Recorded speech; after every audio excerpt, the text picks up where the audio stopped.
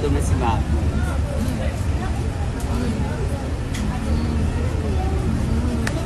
Wow! Kambalanak ni Zoren Ligaspi at ni Carmena Villaruel na si Gasi at si Mabi ay kumain sa Hiwaga Paris Overload. Diba? Makikita natin dito guys sa intro natin kung saan nga ay nagulat pa itong si Gasi na kumain na pala o nag-umpisa ng kumain itong si Mavi. Dito natin makikita kung ano yung totoong ugali ng kambal ni Carmena Villaruel. Kaya narito guys, panoorin natin. Hindi na kayo magsasalita kakain Ito, na kami. may tanong ako. Dahil ito yung first time ni Cassie Paris. Tanungin naman natin si Cassie, kumusta naman ang experience mo kumain ng Paris? For me, in fairness, masarap. Siguro ako, mataas na yung expectations ko para sa Paris. Sabi ko, dapat ganito kasarap sa lahat ng Paris in the world. Wrong in the world. Pag hindi, oh my gosh, why? Why? Dito na lang tayo sa ano. Wow. Dito lang tayo, my goodness. Eh, ikaw naman. Wala pa rin para sa'yo, masarap eh. Hindi, kasi yung story ko. Pag, May story din siya. Gabi, then. Akala ko, hindi pa pala. Ako naman yung pangalawa sa magkakapatid dito. Dalawa lang tayo eh. Ano kawan nito? Ganun ba?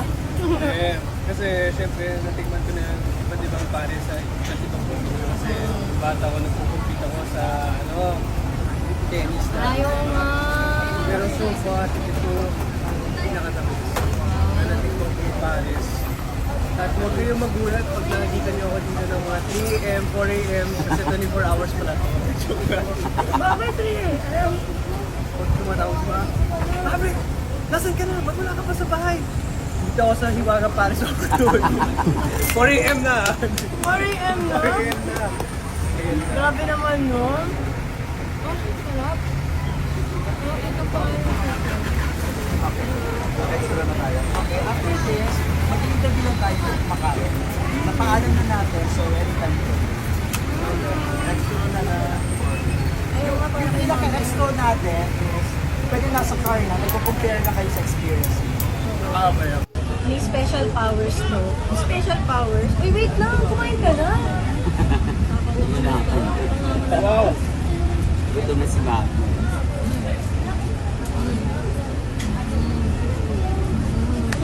Wow! 10 out of 10. Sarap.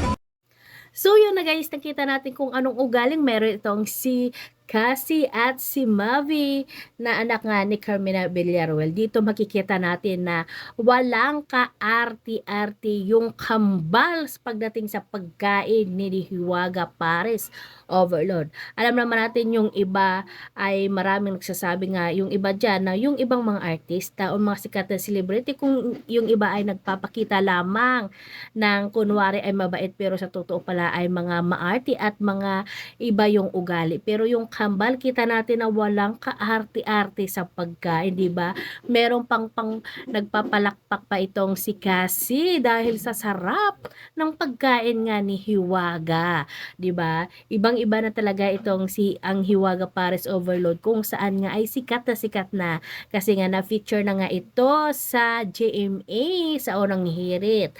At meron pa mga sikat na mga celebrities at mga influencer ang pumunta doon sa kanila. Kaya naman hindi lang si Diwata Paris Overload ang sikat ngayon at dinadayo ng mga artista at ng mga malalaking influencer sa social media, kundi ito rin si Hiwaga Paris. Kasi nga dalawa nga na ngayon ang pwesto nila. Ito yung bago nila ang pwesto, yung up and down o second floor na building kung saan doon ay sabi ni Hiwaga ay punong-puno na daw pag maraming tao. At sa gabi naman, doon sila sa kabila kung saan nga doon sa mga gilid na kalsada ay punong-puno din ng mga tao. Nakaka-touch lang at nakaka-proud itong si Hiwaga kasi nga nakapakabait niya rin kahit napagod na pagod siya. Andun pa rin yung charisma niya sa pagtanggap sa mga kanyang mga customer at ng mga nagpapapicture sa kanya.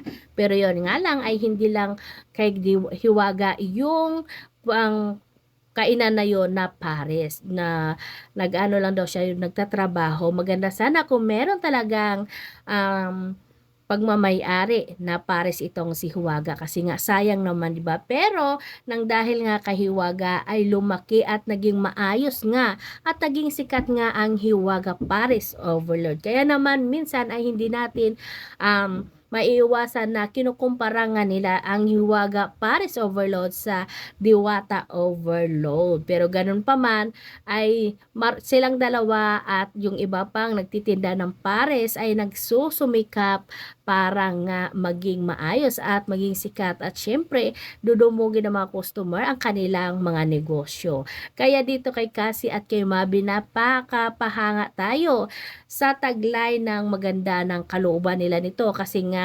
makikita din natin na cool